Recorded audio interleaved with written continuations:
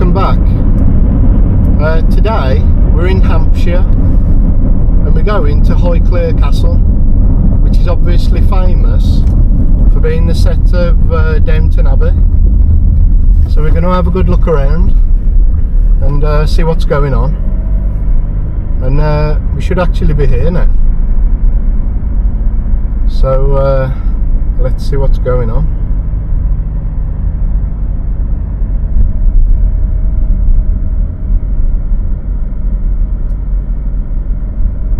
Yeah, I actually had to book this a couple of months in advance because it seems to fill up very quickly, the spaces.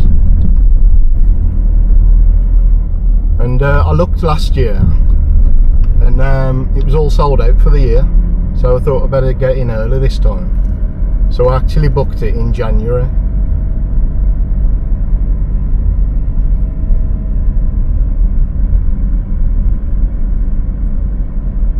Now, we didn't actually go through like a grand lodge or anything when we were entering then, but there are a couple on the estate, on the outer edges obviously, so I might go and see them as the day goes on.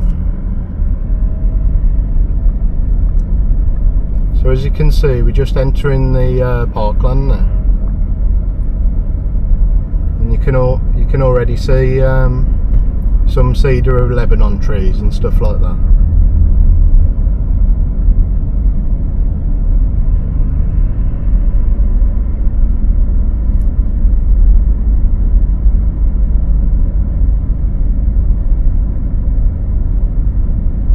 And sheep grazing on the left hand side.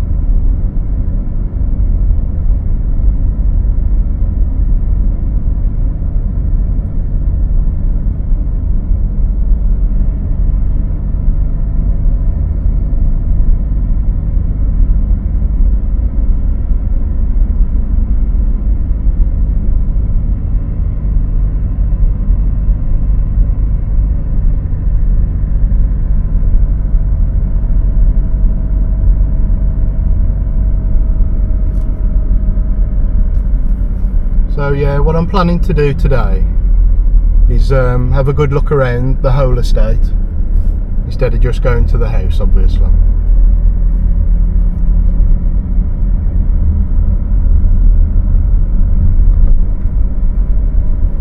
To my right I can just see the top of one of the towers of the house. It might come into view as we drive into the car park.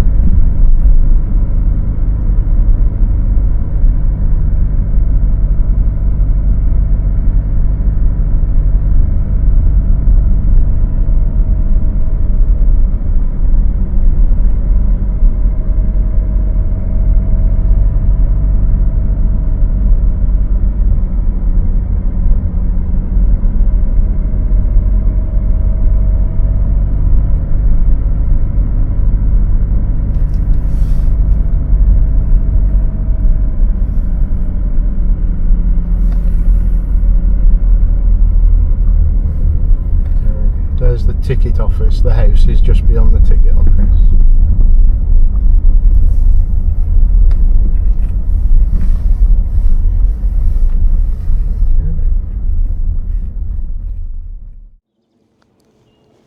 So here we are at Downton Abbey. Sorry, I mean Highclere Castle. And it's quite a sight. And it's kind of weird after watching the programme so much all those years ago to actually walk up to it like this.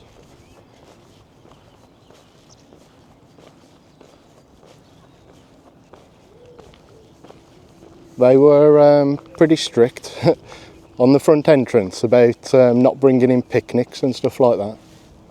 So prepare for that if you're going to come here.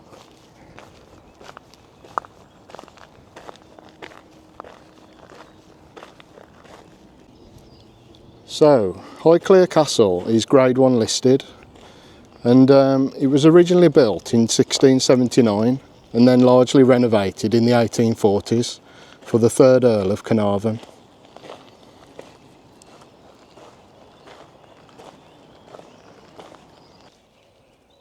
The 19th century renovation is in a Jacobean and Italianate style, produced by the architect Charles Barry, who's famous for his work on the Houses of Parliament.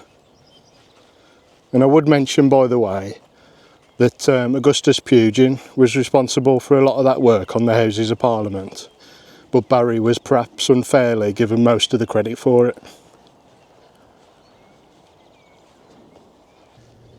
The house is faced with Bath stone, and it's known as Bath stone as this limestone's honey colouring gives the city of Bath its distinctive appearance.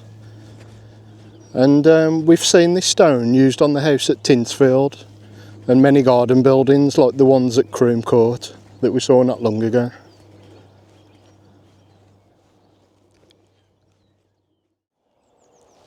Although the exterior of the north, east and south sides were completed before the 3rd Earl died in 1849 and Sir Charles Barry died in 1860, the interior and the west wing were not complete.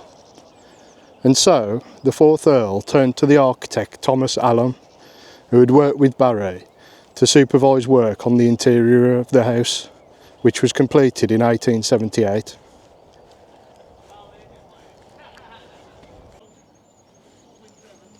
In 1895, George Herbert, the 5th Earl, married the rich heiress Almina Wombwell, the daughter of the banker Alfred de Rothschild. For this, Lord Carnarvon received a very large dowry and his finances were secured.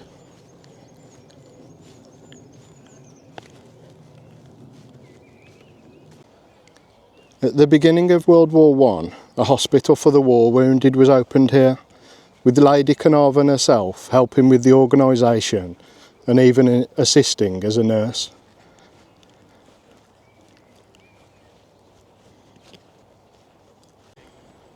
The castle then became home to Egyptian artefacts after the 5th Earl, an enthusiastic amateur Egyptologist, famously employed the archaeologist Howard Carter in the search for the tomb of Tutankhamun. And in 2007, the Egyptian exhibition was created, which lies in the cellars of the castle.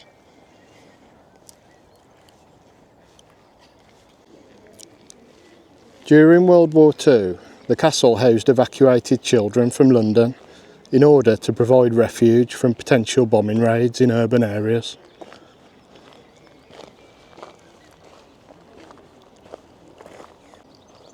And as we all know, in more recent times, the house was used as a set for the excellent Downton Abbey TV series, which aired between 2010 and 2015.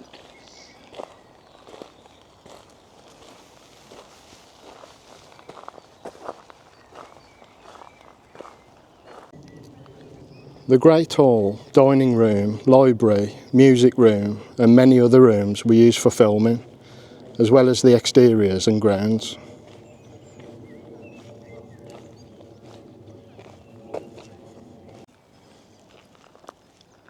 The increased numbers of visitors to the castle have allowed for much needed repairs to parts of the house, and so the family actually live here at Highclere Castle at various times throughout the year.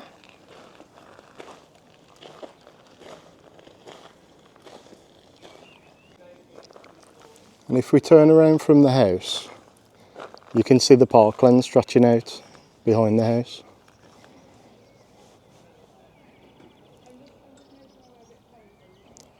And the parkland surrounding the castle is listed at Grade 1 on the Register of Historic Parks and Gardens. The 1st Earl had his park laid out according to a design by Capability Brown in the 1770s, and this involved moving the village in the process, and some remains of the church of 1689 are at the northwest corner of the castle. And I'll just pop there and have a quick look at that now.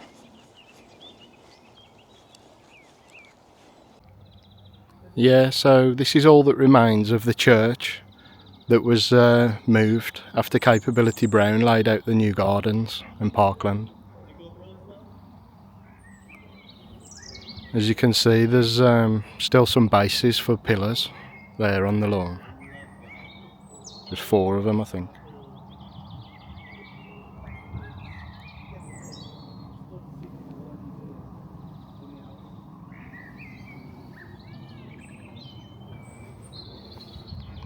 And there's the house in relation.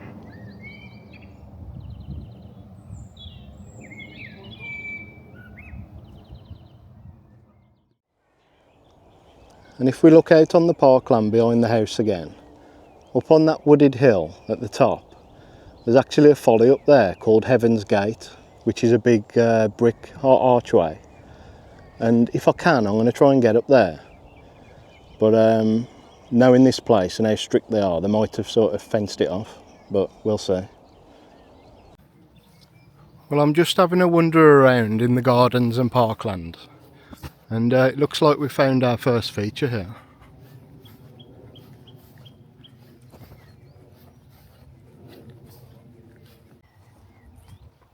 Okay, so this apparently is called the Etruscan Temple.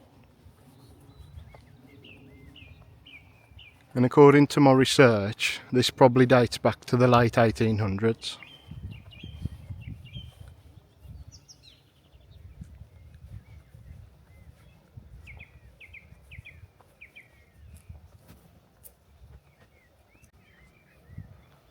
Let's have a look at the interior.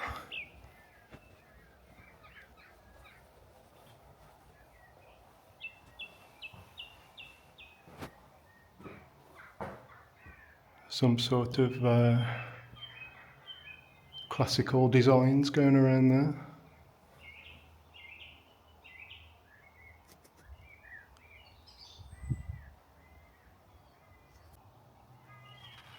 Nice little seating area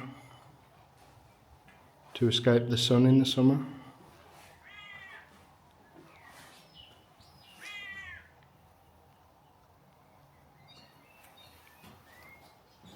And then that looks out onto part of the gardens and parkland.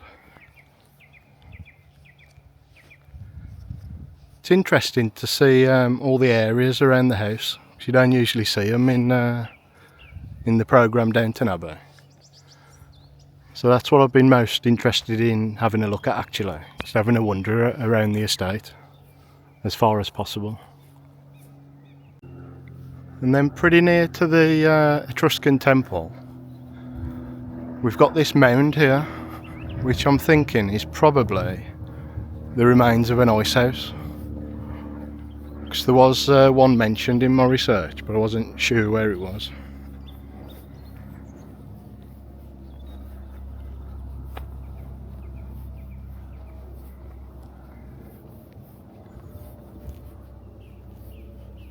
Let's have a look at the top, see if that gives us any clues.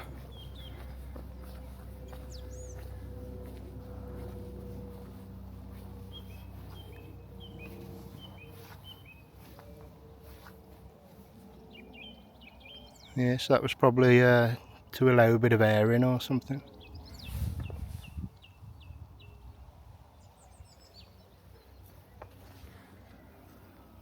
Here's the view from the top of that little mound. There's the back of the temple there.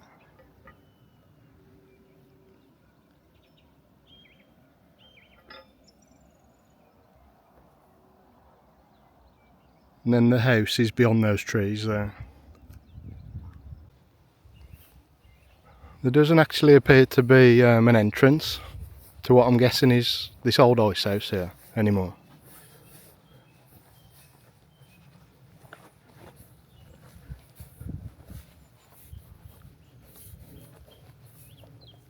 No, I think that's been blocked up at some point in the past.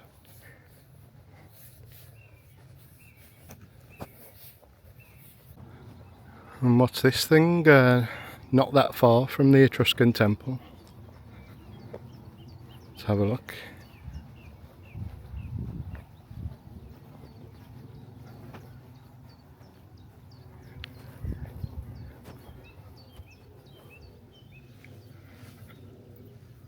So I think this is known as the Airman, this statue. It looks like it's in wood.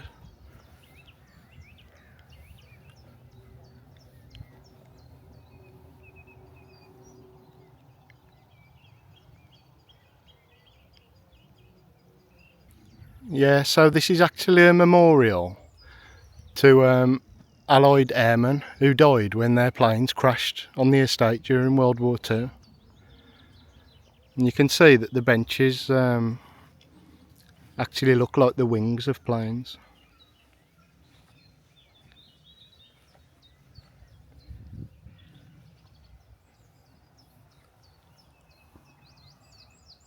And there's the airmen looking out into the peace of the parkland here.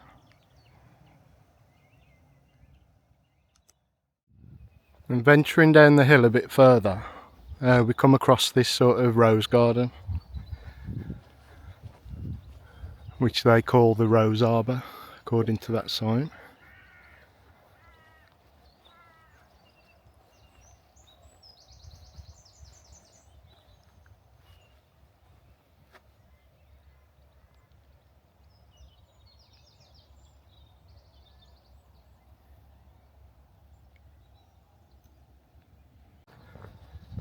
Let's see how far we can go down into the parkland. Passing by a nice rustic wooden bench, isn't it?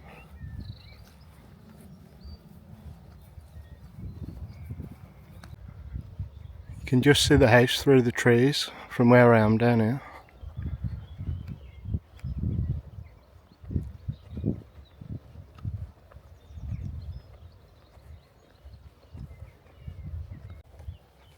A bit further out and you can see the top of the house poking over the trees again.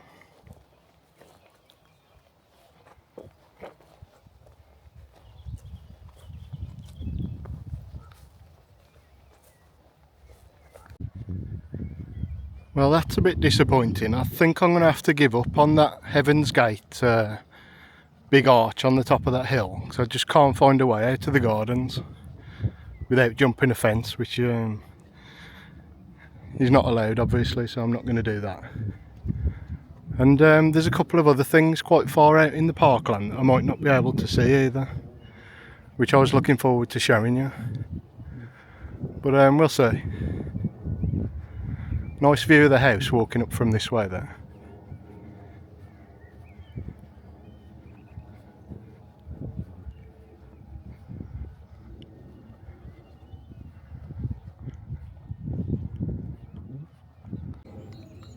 Next to the main bulk of the house, I think this is the west wing down here, and this was designated as the service wing.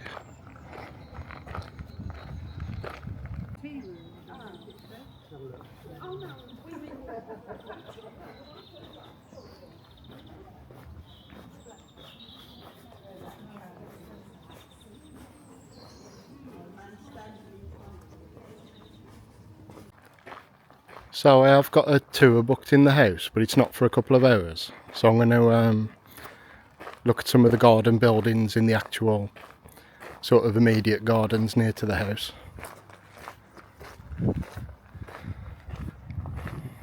Look at all the visitors turning up.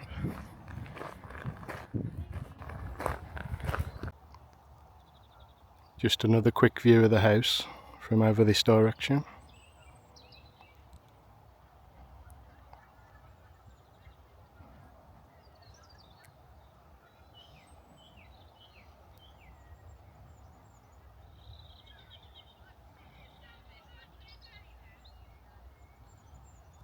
Okay, so let's head over to this feature in the distance, which is a classical temple by the looks of it.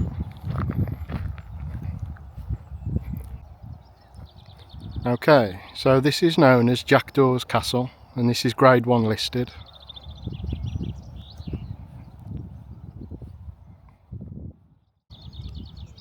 Apparently it was built in around 1740, and we know this as it was described as recently built by a visitor in 1743.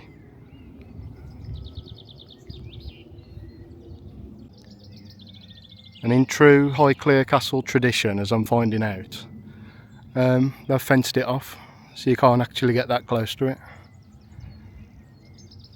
So they don't really like you having a lot of access to things, which is a bit disappointing.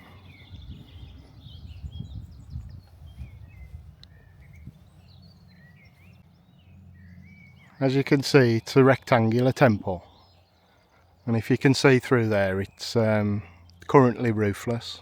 I don't know if it always was. It might have always been roofless. And the Corinthian columns used here are reputed to have come from the ruins of Berkeley House, or Berkeley, in London after it was destroyed by a fire in the 1730s.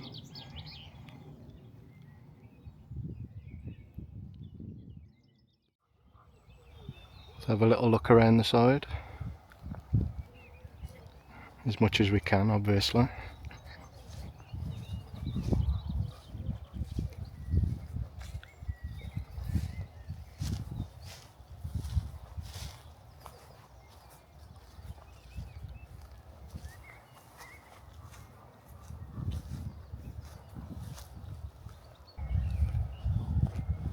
And it's pretty much the same from around the back.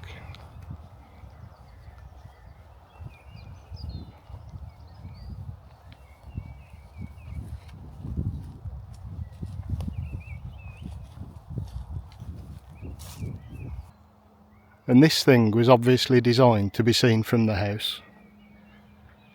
And then from there, you had a nice view of the house as well.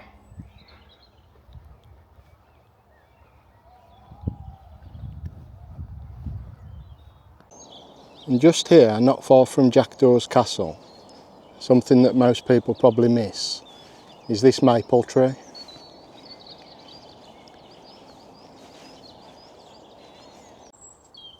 So, alongside others, the 4th Earl of Carnarvon had drafted the British North America Act in 1867, and this act led to the establishment of the country of Canada.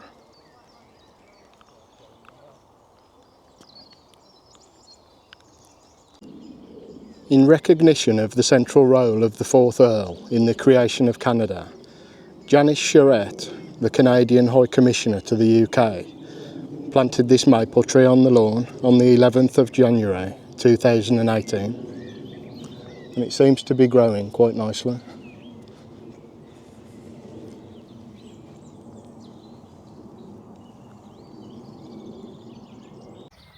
Okay then, let's have a look at a little bit more of the garden. Heading to the left round here.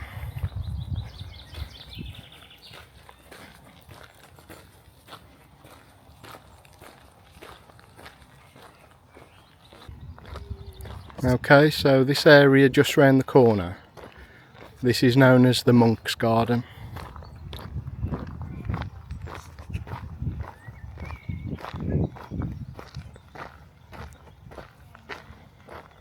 And the wall's sort of reminiscent of a railway viaduct or something like that.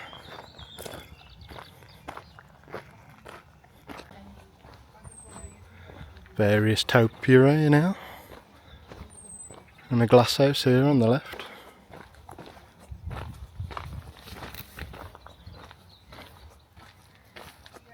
Which is private, naturally.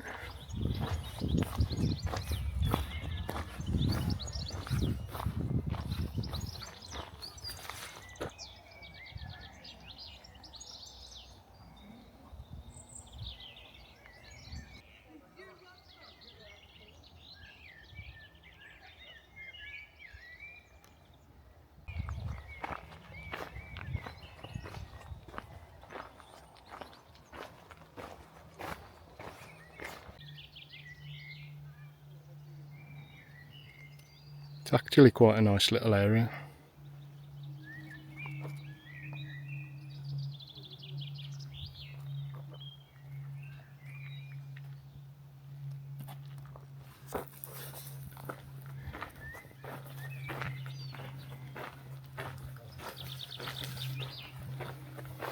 Let's walk on a bit further.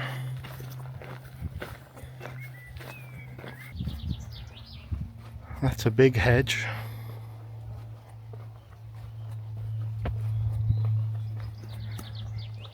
Okay, we'll shortly turn left into something called the Secret Garden.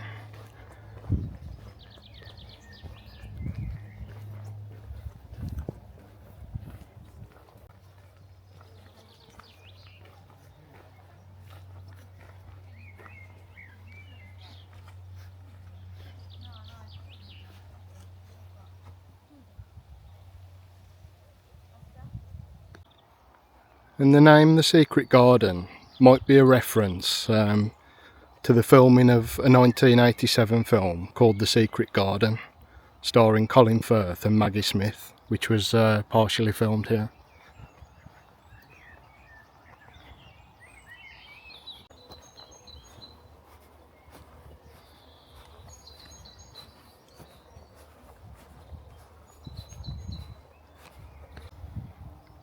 And this here is a bust of Charlemagne, who was King of the Franks and Christian Emperor of the West.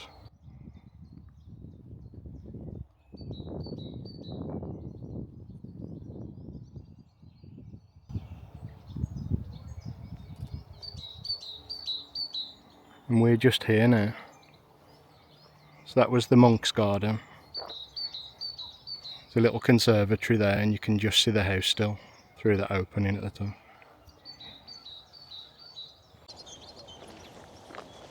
And this thing on the left, this bench, you might recognise this as Lady Mary's bench from in the programme Downton Abbey, that she used to sit on a lot in quite a few scenes.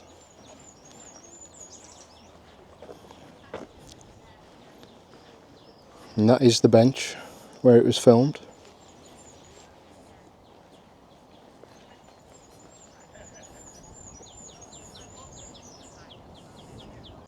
And just next to the bench is a bust of Capability Brown, who was responsible for designing the gardens and parkland here.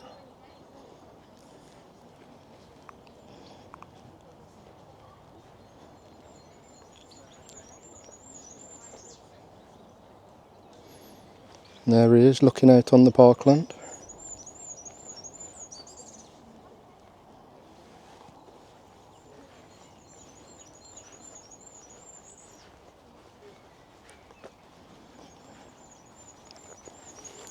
And that was the monk's garden down on the left hand side. And then you can see the parkland stretches out across.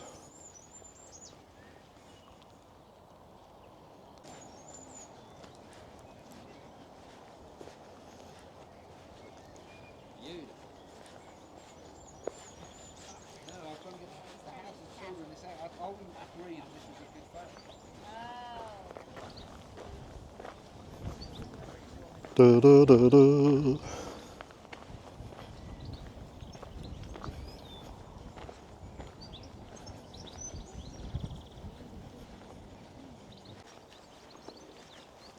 Okay, so I'm about to go in the house in a minute. Unfortunately, due to the overall strictness of the place, I won't be able to film inside. I mean, most places let you film, but this place is obviously a bit special, so they don't like you to film in there, which is very disappointing, but I'll go and have a look inside.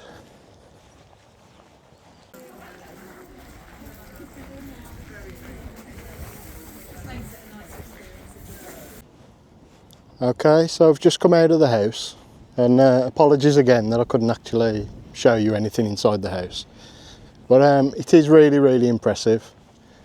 And it's impressive in its own right, just architecturally as a country house, but also with the interest of Downton Abbey and stuff like that, because in a lot of the rooms they've got information boards and photos up of how they set up the scenes in those particular rooms and stuff like that, so you can compare the pictures to the actual room that you're in. So it is really impressive. So if you're interested in Downton Abbey and you want to have a look in the house, I would still recommend coming here.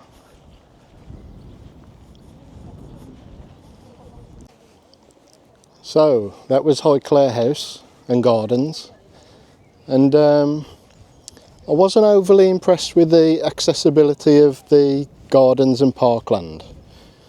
I get the feeling they sort of want to keep you at arm's length a little bit, and you can't really explore as much as I'd want to. But the house was very impressive, like I've already said, so that's worth coming to see. But yeah, so apologies that the video was a bit shorter than usual, because I'd made notes on a few features that I wanted to show you, but you just can't seem to get to them. But I hope you enjoyed what you did see, and that it's given you a decent little overview of what the estate looks like apart from just the house. So yeah, thanks a lot for watching as usual. I really appreciate it, and I shall see you next time. Thanks a lot.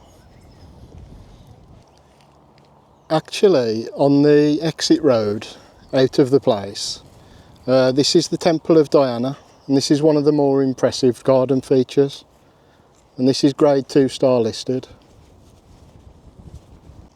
and this dates back to around the 1770s, and then it was altered by Charles Barry in around 1838.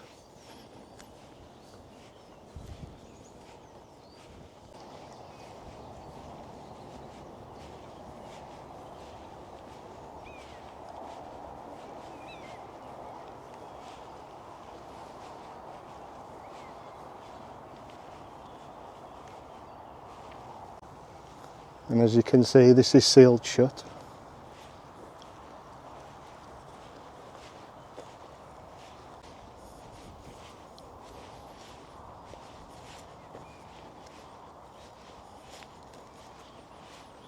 And then just below it,